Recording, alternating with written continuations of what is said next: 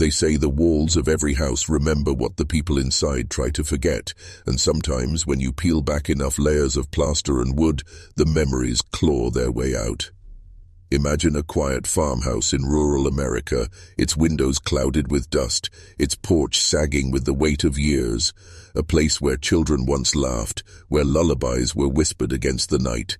But beneath that laughter, beneath that innocence, something darker was taking root, and one day, the parents of that home stumbled across a secret their children had built, a place they had never been invited into, a hidden room that wasn't meant for adult eyes. What they found behind that false wall was not just unsettling, it was a revelation that would fracture their family forever. The discovery began with whispers, small things the parents had dismissed. A door that sometimes clicked shut when no one was supposed to be upstairs, a faint dragging sound across the floorboards in the dead of night. Their children, 2 boys and a girl, would vanish for hours, returning with faces pale, eyes wider than they should have been, as if they were carrying something too heavy for their young bodies to bear. The mother tried to explain it away. Children have their games, she told herself. Imaginations run wild in places where boredom grows like weeds. But the father noticed something else, a cold draft near the back of the upstairs hallway, a place no window should have been, and when he tapped against the plaster, it echoed, hollow. For weeks, he left it alone.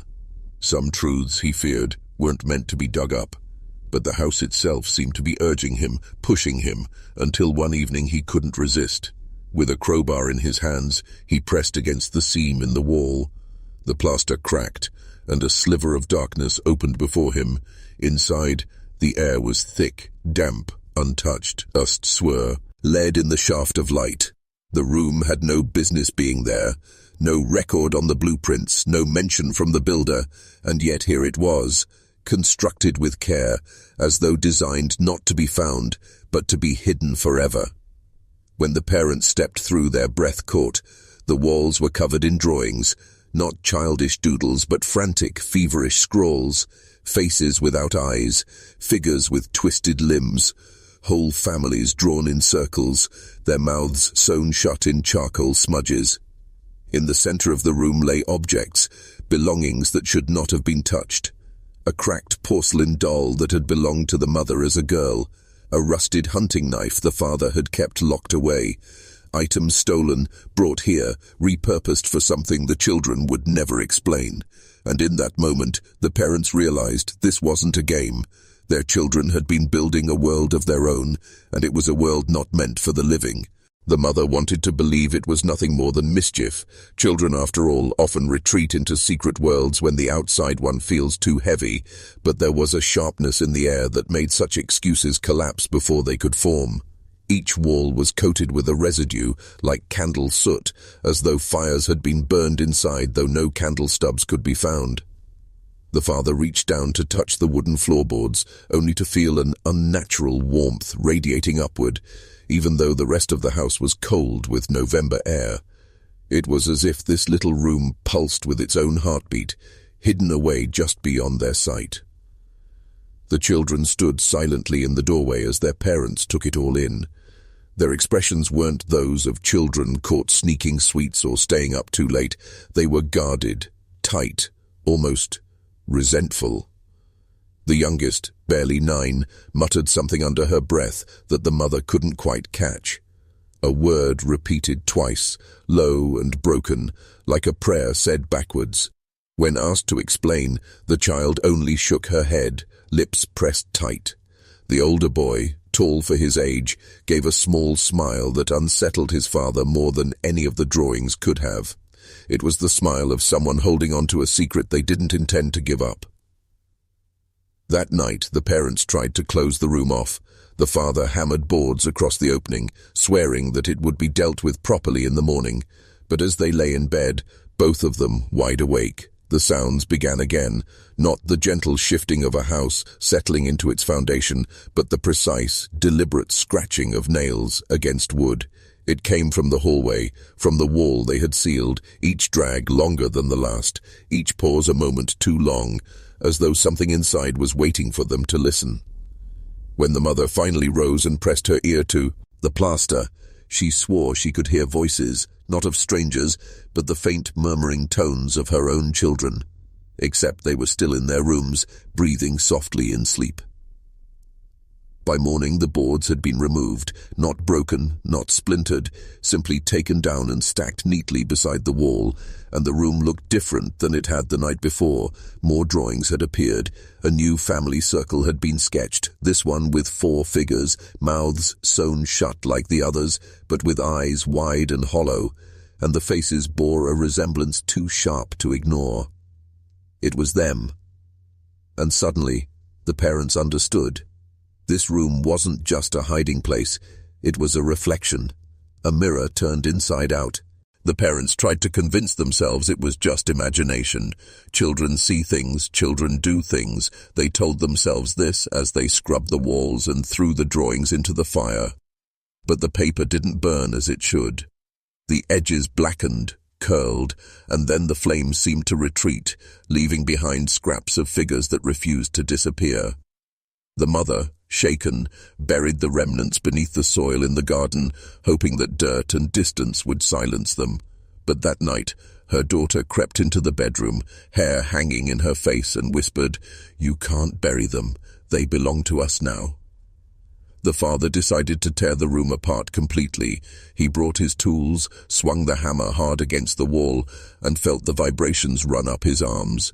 The plaster cracked, wood split. But behind every layer was another wall, another barrier.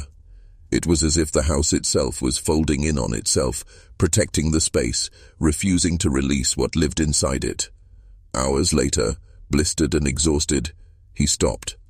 The room remained, untouched, whole. His children sat at the edge of the hallway, watching him silently, their eyes unblinking. Not once did they ask why, not once did they try to stop him. They only observed, like witnesses at a burial.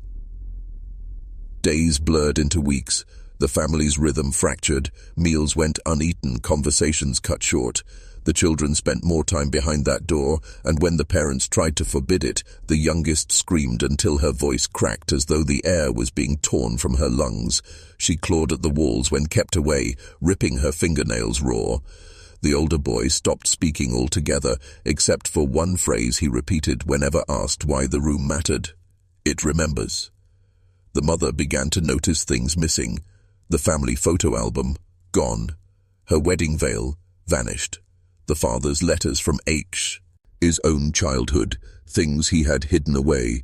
Each item found later in the secret room, arranged carefully in the center like offerings, and each time they tried to remove them, the drawings would change. New shapes, new faces, some smiling, some distorted, screaming, but always familiar, always them. Then came the night the parents awoke to the sound of their bedroom door creaking open. Standing in the doorway were their children, holding hands, their eyes glistening with something that was neither tears nor light.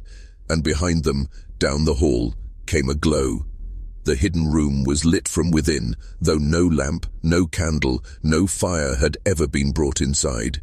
The children whispered in unison, a voice not entirely theirs. "It's ready." And the parents understood, with a kind of bone-deep dread, that they were no longer just intruders in their own home. The glow from the room pulsed like a living thing, faint but rhythmic, as though the very walls were breathing. The parents rose from their bed in silence, unwilling but compelled, as if their bodies were being moved by something older than their will. The children led the way down the hallway, small hands clenched tight, their footsteps falling in unison. The air thickened, each breath a struggle, each step echoing too loudly, as though the house itself was listening. When they entered the hidden room, it had transformed. The crude drawings were gone, or rather, they had shifted. Where once there were faceless figures with stitched mouths, now stood portraits, almost lifelike, their features disturbingly precise. And every portrait was of someone the parents knew, grandparents long dead, uncles and aunts who had lived states away, faces pulled from old photographs that had been tucked away in the attic. Every ancestor stared from the walls, their eyes hollow, their expressions stretched between grief and rage. In the center of the room, laid across the floorboards, was a circle of belongings. Not toys, not childish trinkets, but heirlooms. A pocket watch from the father's father, a brooch from the mother's grandmother. Things that had been missing for decades, now here, arranged with purpose. At the very center was a single item that froze them both, their own wedding rings, the ones still resting on their hands. Yet here they were, gleaming in the dim light, untouched by time. The mother's voice cracked when she whispered, "How?" But the children did not answer. Instead, the eldest boy stepped forward, his hand hovering above the circle. He did not look at his parents. He looked at the faces on the walls. His voice was low, almost reverent. "They want us to remember." The parents felt it then, not fear, not in the usual sense, but recognition. A slow, suffocating understanding that this room was not built by their children at all. It had always been here, a chamber of memory, carved into the bones of the house, waiting for someone to find it again. The children had merely uncovered it, as if led by invisible hands. The father tried to pull them back, his voice rising, his hand reaching out, but when he touched his son's arm, the boy's skin burned hot, too hot for life, as though fire coursed beneath. The boy turned, his eyes reflecting not innocence, but centuries. Something far older than a child looked back at him, and in that stare, the parents realized the room was not asking permission. It was demanding obedience.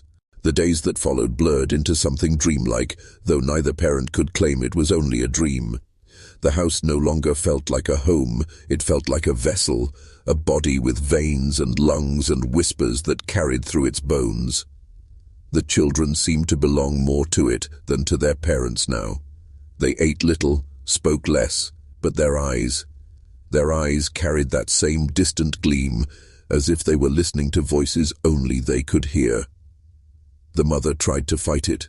She prayed, she begged, she even tried to drag the children out of the house into the open air, but outside, they grew pale and sickly, clutching at their stomachs, trembling until they were brought back inside. Within the walls, they revived again, breathing steady, skin flushed with warmth. It was as though the house itself had become their lifeblood, their tether. The father attempted destruction. He swung his axe against the foundations, tore through doors and beams with frantic strength, but wherever he struck, the wood resisted. Nails bent, splinters flew, but the damage never lasted. By morning, everything was whole again, seamless, as though the house had healed itself overnight. The children would watch him from the top of the stairs, silent, their lips parted in faint smiles that carried no joy. One evening, the mother found herself standing before the hidden room again. She did not remember walking there. Her feet had carried her unbidden. Inside, the drawings had shifted once more. The faces of ancestors now reached outward, arms stretching from the walls, fingers etched so precisely they looked as though they might move. And in the center of the floor lay something new, a cradle, small, wooden, carved with symbols neither parent recognized, rocking gently, though no hand touched it, empty but expectant. When she turned, her children were behind her. The youngest took her hand, looked up with hollow devotion, and whispered, "It wants to grow." That night, as the parents lay awake in terror, they heard it, the faint sound of crying, not from their children's rooms, but from the secret one, a newborn's cry, thin and endless, echoing through the halls.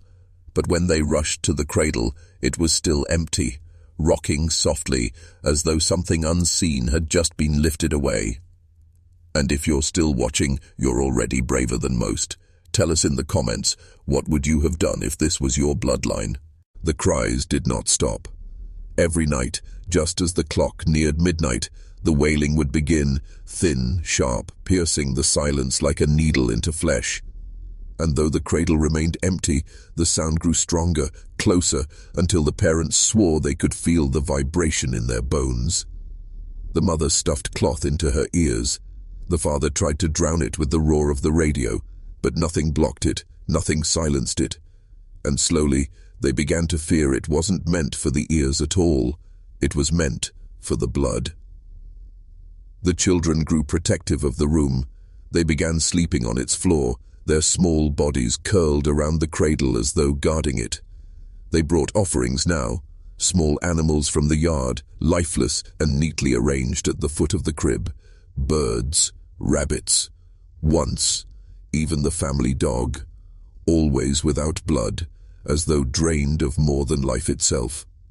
The parents wept, pleaded, tried to pull them away, but the children fought with strength that was not theirs, voices breaking in unison. It belongs here. And then the walls began to change again. The portraits of ancestors started to fade, their features dissolving, their eyes sinking into nothing. In their place, new faces emerged, younger, fresher, faces that looked too much like the parents themselves. Their own likenesses sketched over and over, some smiling grotesquely, some twisted into silent screams. And at the bottom of the wall, drawn in frantic lines, were 3 small children holding hands around the cradle. The father broke then. He swore he would burn it all, burn the house to its frame, leave nothing but ash. He doused the hallway in kerosene, struck a match, and watched the flames catch. But the fire did not spread as it should. It crawled only where it was permitted, down the hall, across the doorframe, before slipping inside the hidden room. There it flared bright, illuminating the cradle, the faces, the children sitting calm within the glow.